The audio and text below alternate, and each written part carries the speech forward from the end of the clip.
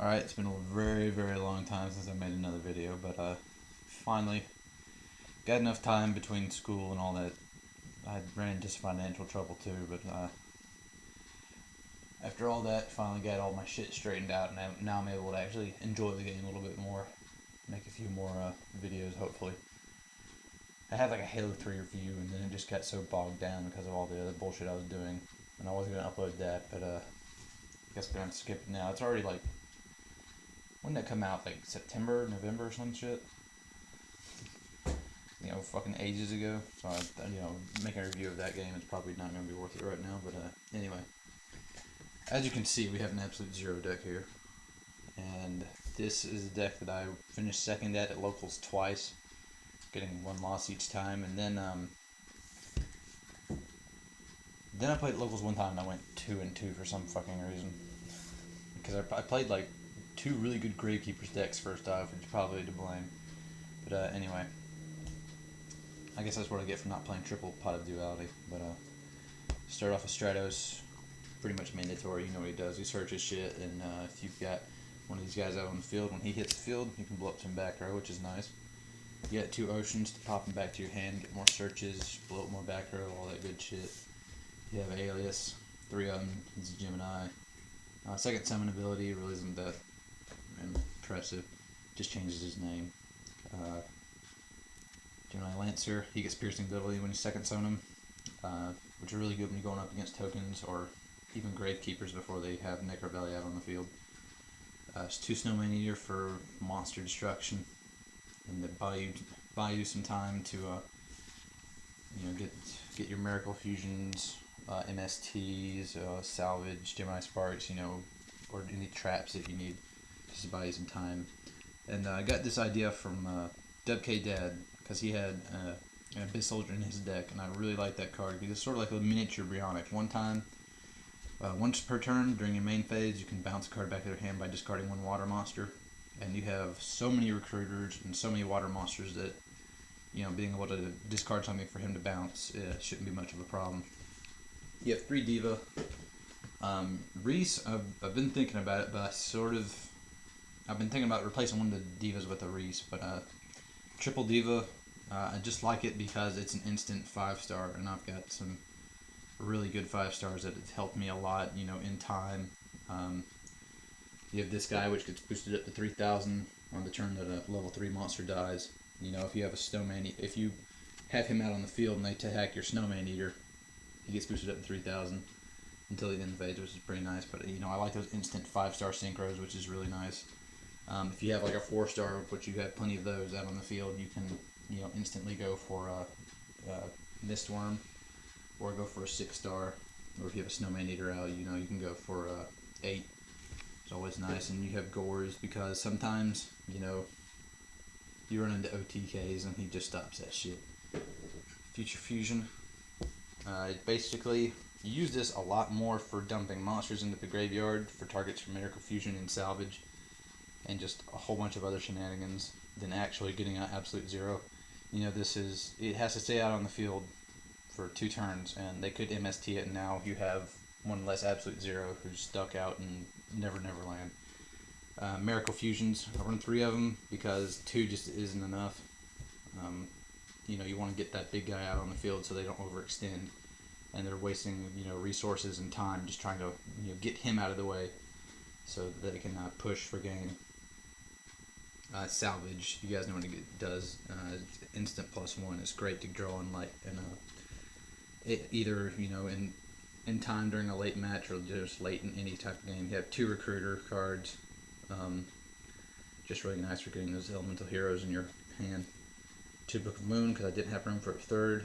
I would like to run a 3rd because buying time for Ocean to do his thing and bounce Stratos back is always nice. Trinade, just to push, being able to push. Without Heavy Storm in this format, he's pretty much mandatory to have that. 2 MST, because Gravekeepers, Necrobelly suck. Just really does. Black Whirlwind and just random back row destruction. I don't even like choose a target anymore. I just like toss it towards my opponent, and wherever it lands, that's the back row that I'm gonna blow up, because I usually set like 3 or 4. Dark Hole, again, stopping your opponent from overextending a Monster Reborn. You know, take something good that they have, or take something good that you have. You know, anything like that. Solemn Judgment, Solemn Warning. You guys know what it does. One random D prison because the deck runs at 41 right now, but at the time I needed a 40th card. But that was before I put in Abyss Soldier. And Dimensional Prison just helped me out so much that I decided to keep it. Why not? Torrential Tribute. Use this as a 1-for-1 most of the time. You know, when you don't have anything on your side of the field, and then they smash or they dark hole it, and then they normal summon like a 1900 beat stick or an 1800. You know, just blow that shit up. Mirror Force. You know, again negating attacks, blowing up your opponent's field, and 2 bottomless. Extra deck is pretty self-explanatory. You know, you've got as many absolute zeros as you can have. Mistworm, who's saved my ass a lot. It's really easy to bring up. You know, that 9-star, blow up some serious back row, and push for 25. You Scrap Dragon. You know, just blow up your Gemini Sparks if you have, if they're just dead, or if you actually have Alias out on the field, you can chain it, which is nice. You know, blow up your MSTs and chain those too. You got Stardust, Colossal. This guy for blowing up Gravekeepers to go into defense mode and just act like walls most of the time. Black Rose having a major brain fart right here, just because sometimes your opponent has a whole lot of shit on the field and you just want that shit to go bye bye. 6 stars, Brio and Goyo have saved my ass God knows how many times. You have a Alias out on the field, bring out a Diva, go into 6-star, have a Gilman in there to push for another 17, always nice. This guy, he's awesome.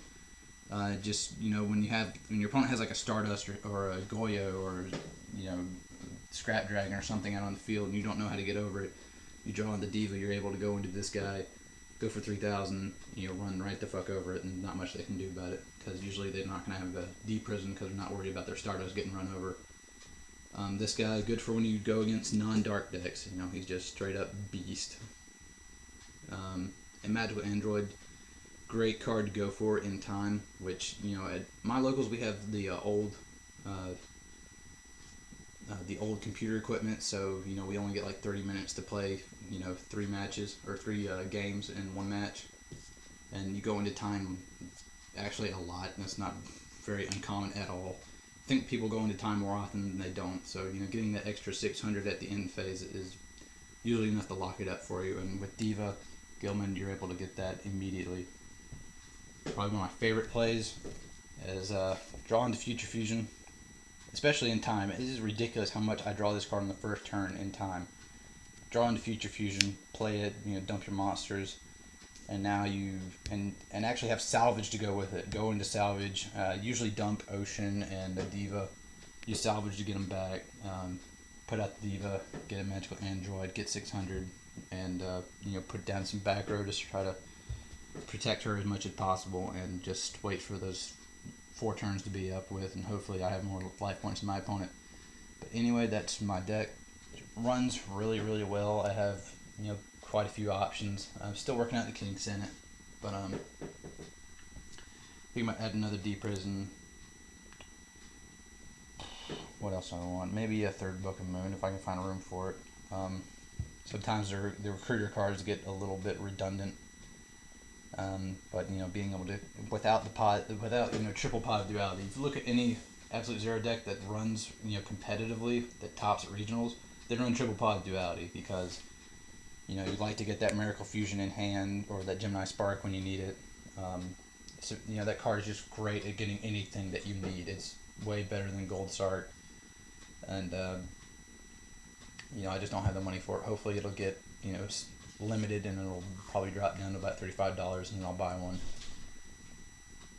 But anyway, that's my deck. Reps all that shit up, and peace out.